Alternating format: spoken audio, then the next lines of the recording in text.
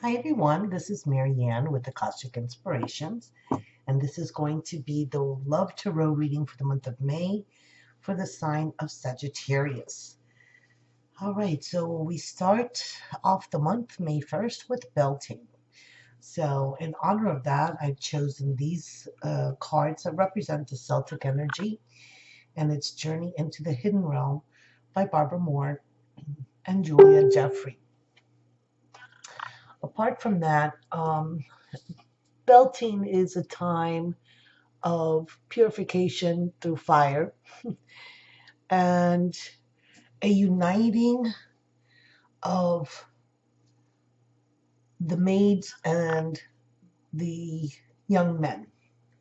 So, a time of fertility rites, a time of joining together, and a time of spring renewal, rebirth. As we go into the month of May, May 6th will be the full moon, the new moon in Taurus. And there we're going to have an earth trine. So that's going to bring very lovely grounding energies in order to manifest and bring things about.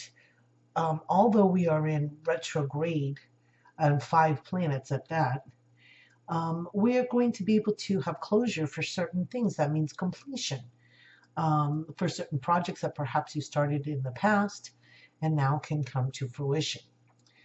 On May 22nd, we are having the full moon in your sign, Sagittarius, so in the sign of fire.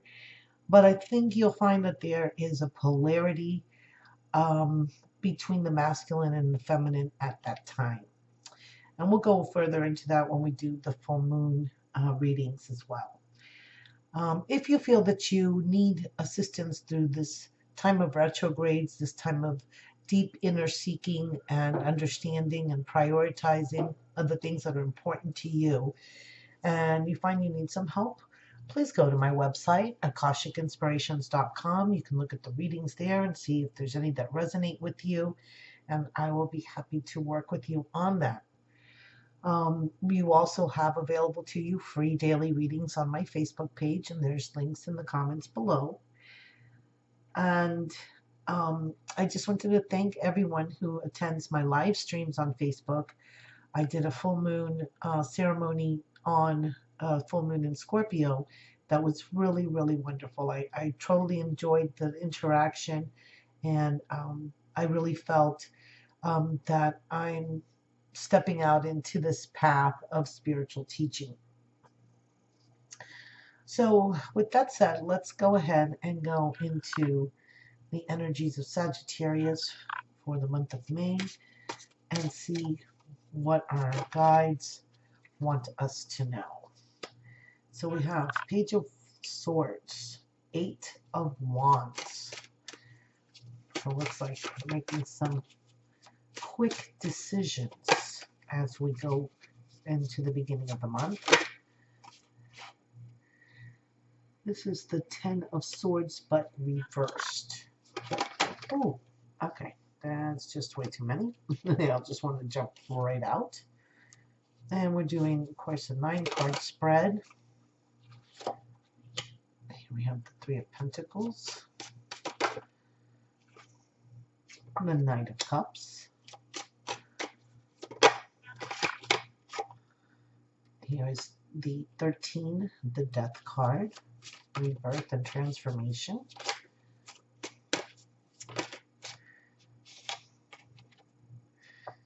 Well, kind of think they came out reversed, but 9 of Swords, 8 of Pentacles, and the last Knight of Pentacles. King of Pentacles, sorry. All right, let us see. Sagittarius, my goodness, we're kind of all over there. We have a lot of things. Let's see, we've got 2 swords,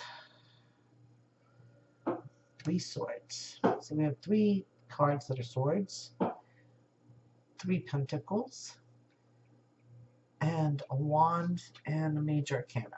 All right, so we're looking at energies of mind and energies of earth. So air and earth influenced. All right, so here's Page of Swords. She's kind of looking down, um, and her clothing is transparent. So she is someone that is open, right? She hasn't learned the deceptions of the mind yet, and she's honest. Um, she's not even really sure yet how to wield her thoughts, how to wield the sword. It kind of looks pointing down, like it's heavy for her to carry. Um, so it is about learning to focus your thoughts, learning to bring them into order, in a sense, if you will. And the pages are um, opening to learning mastery. They're initiates, they're in training. So let's look at, I really enjoy the way that she writes and describes her cards of these books. All right, so here she is. She's very intent on her practice, is what we're talking about. And that the sword, it seems to be weighed down with responsibilities, like it's too big, too strong for her. So it says, the desire for freedom feeds her determination. The sparrowhawk feathers she wears every day are as light as the sword is heavy. The energy of her chosen totem gives her a broad view, neatly balancing the necessary intense focus her apprenticeship demands. One day she knows she will fly as free as a sparrowhawk, a small marvel capable of wondrous whoops and dives from amazing heights. Somehow you sense her thoughts and you have to agree. So this is about the potential that we have that is within us as we hone and work at our skills. And it's interesting, we've got the Eight of Wands, and this is about focused intent. So here she is now emerged from the Page of Wands and is in the full practice mode. I mean, she's got her eyes on the target and she's ready to let that arrow go. She already knows what it is that she now wants, and she's determined to be able to focus so clearly that she can get to her goal. Now, here we have the Ten of Swords, but in reverse. So here we have someone who is in the middle of a fight, right? But in the reverse position is that fight is now over and that there is no need to fight. So you've been fully trained. And even though you've been fully trained in battle, the battle has dissipated. And what you're left with is a sense of, could be frustration that you weren't able to engage in the battle, or it could be a sense of relief that things have come to perhaps not a win or a loss situation, but some type of compromise, which is interesting. So you're compromising, and it's not for something that is against you, but it's in order that's been negotiated. How's that? An arbitration of sorts versus having to go out into full battle, which would have been in the old paradigm. But we're working in the new paradigm energies. So now you've come to basically a point of equilibrium.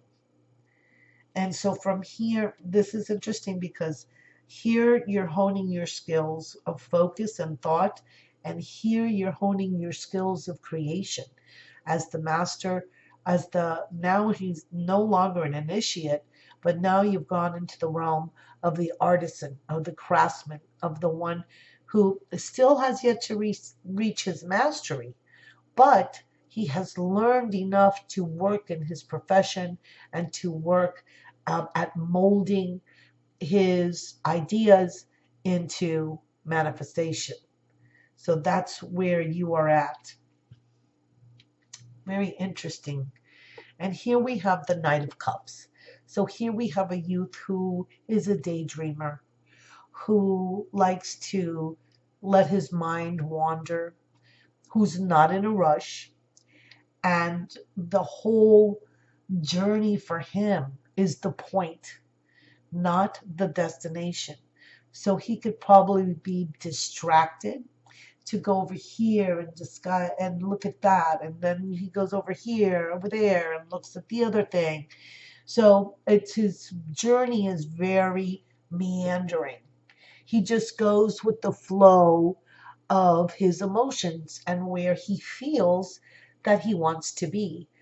So he's kind of feeling the liberation that was wanted here.